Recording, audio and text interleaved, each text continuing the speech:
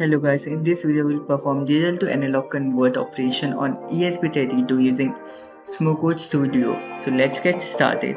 First we'll take a on start event node. Then we'll take D2A converter node.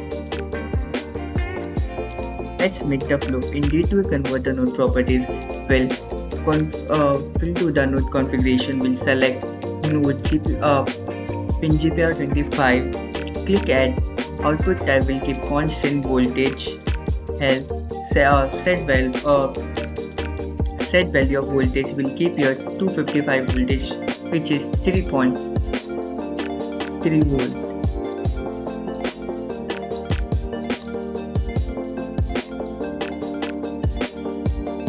And we'll save the flow. We'll verify the flow and we'll upload it.